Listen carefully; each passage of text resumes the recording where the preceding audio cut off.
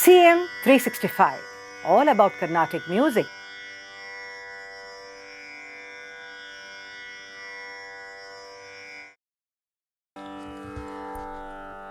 Today's episode is again a different kind of a quiz for the next level of Rasikas. That is those Rasikas where they go beyond the association of a raga with a composition, and when the raga Alapana itself is rendered, they are able to identify the ragam. Now, how do they actually identify the ragam in the Alapana when they are actually not able to get to know what is the song that is to come after that particular Alapana? This is actually, the whole process is about the soundscape of the ragam getting embedded in your mind. By soundscape, what I mean is that there are certain key phrases, or what we call as the most important phrases, where the heart of the ragam lies. Every artist, for that matter, when he starts a particular ragam, he will actually try to capture that key phrases of that particular ragam, so that you are able to immediately connect to it and know that, oh, this is this particular ragam. Like that, every ragam has its own identity.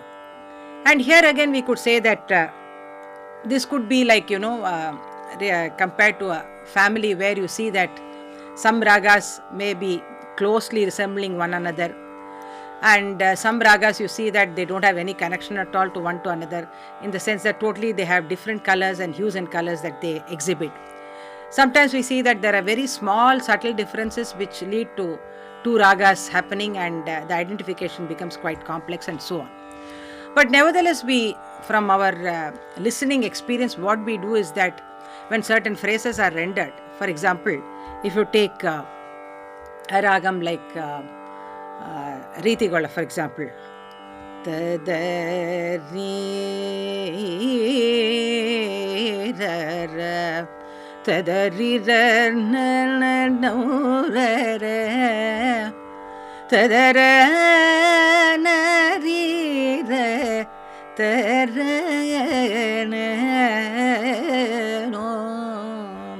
so where so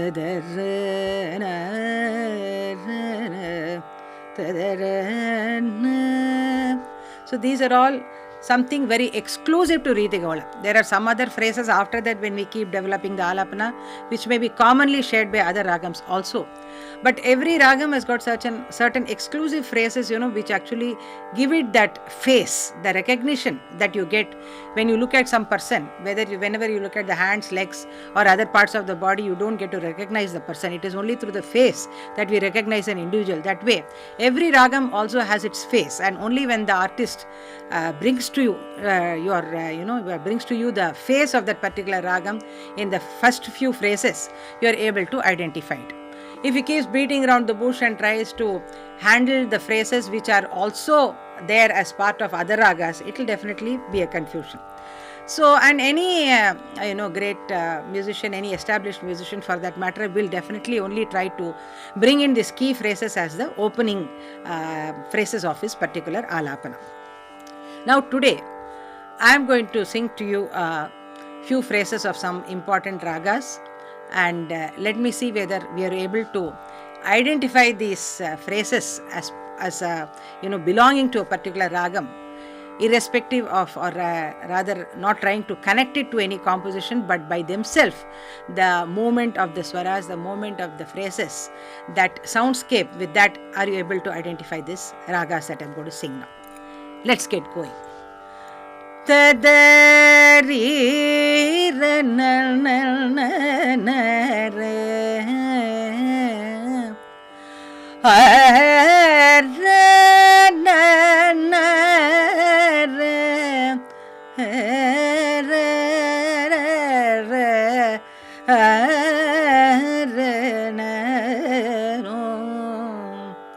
I'm sure you guessed it, because it's quite a popular ragam, Ananda Bhairavi.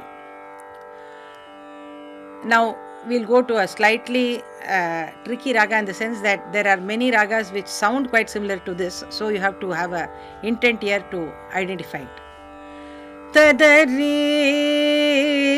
ranam taranana tadari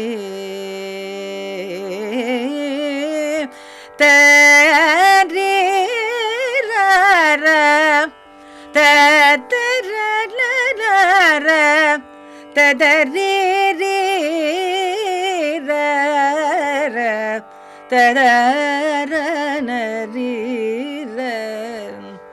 Well, that was Latangi, where you see that in this ragam, the Purvanga, Sariga Ma Pa sounds very much like Kalyani, and Padani Sa sounds very much like Panturali. So it could be said to be a combo. For a common Rasika, I am trying to relate it so that you are able to find the connection. So what is important for the artist is to completely traverse the entire range of these swaras so that you get a picture that it is neither this Panturali or the Kalyani but something different, and that is Latangi. Then coming to another ragam. Tadari tarana tadarana tadarina.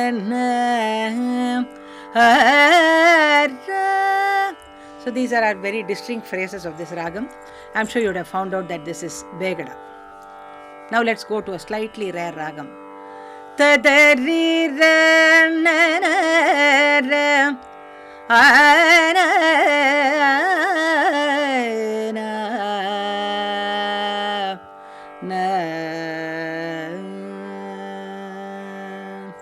Well, that was Chandra Jyoti, raga created by Sri Tyagarajar, one of the rare ragas. Ari naran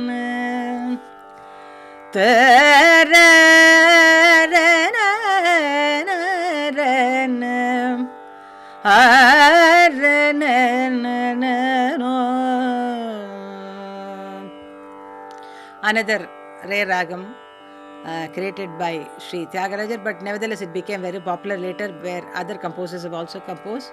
Yes, that is Bahudari. Tadarina na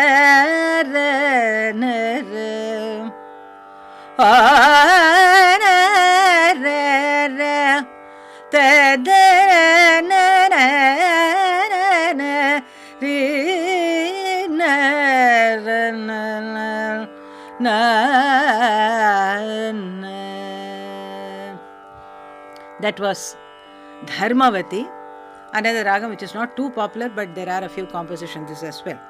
Then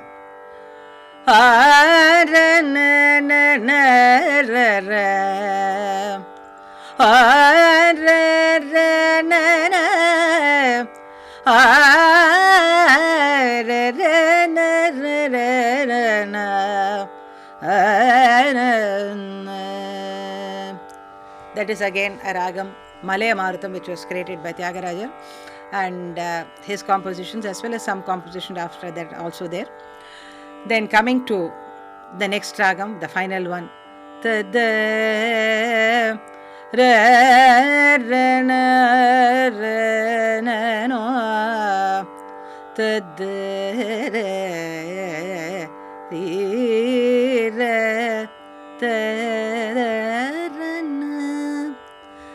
this is again a common ragam, I am sure you would have guessed it, it's Sahana.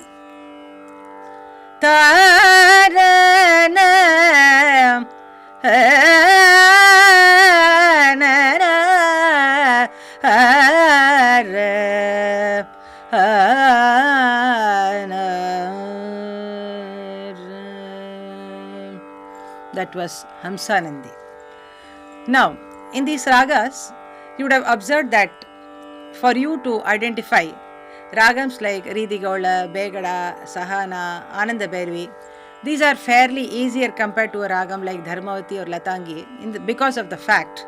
Now that question comes, obviously, why is it that I am able to understand Shankarabharanam, Kalyani, Todi or Sahana, Ridigaula or Ananda Bhairavi much more easily than I am able to identify a Latangi or a Dharmavati or a Simendra Madhyamam, Hemavati and so on. Now these ragams like the main ragas where you see Shankarabharanam, Kambodi, Todi, they have all a lot of key phrases which are so typically a part of the ragam. Similarly, in the phrase-oriented ragas like Begada, Sahana, Ananda Bhairavi, Ridigaula, you see that there are certain particular murchanas or phrases which are only exclusively belonging to that ragam. So when that particular phrase is rendered, automatically you are able to understand that this phrase belongs to this ragam, so obviously it is this ragam. But in the case of ragams, like as I said, Latangi, Simendra Madhyamam, Dharmavati, all this you see that just the change of one particular note, all these are Sampurna ragas in the sense they carry Sarigama Padanisa, Sanidapa Magarisa, all the 7 notes are there. So just the change or alteration of one particular note, its variety rather. If it's a Re1 in one, it becomes Re2 in another, that becomes another ragam. The Re2 becomes Re3, that becomes another ragam. Like this, we see that by permutation combination, all these ragams are derived. So that way, it's slightly complex to understand or to identify these ragams. And they require much more repeated listening, I would say, in terms of being able to identify, because the difference is very minimal, I would say.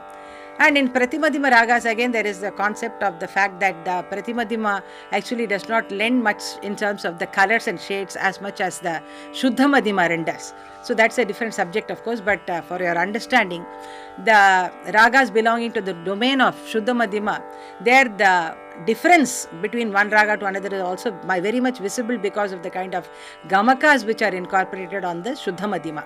Whereas Pratimadhyama has got its limitation in terms of the space and its positioning. So these ragas which I was talking about, many of them may sound similar to you. So here again the point is about constant and repetitive listening, which helps you to identify and differentiate each of these ragams. So identifying ragams through the Alapana is the next step, where in an abstract music, where the connection is nowhere with the composition but only merely through the sound that is emanated through the syllables, like Tadarina only we are using in Alapana. So that does not indicate anything about particularly about any raga, because Tadarina is something which is common, like unlike the words which are distinct for a particular composition. The Tadarina are the 4 kind of syllables which are commonly used for rendering Alapana of any particular raga. So what is important here is for us to understand the soundscape of the ragam, and this comes only through repetitive and constant listening. And of course, last but not the least, it's about intent listening.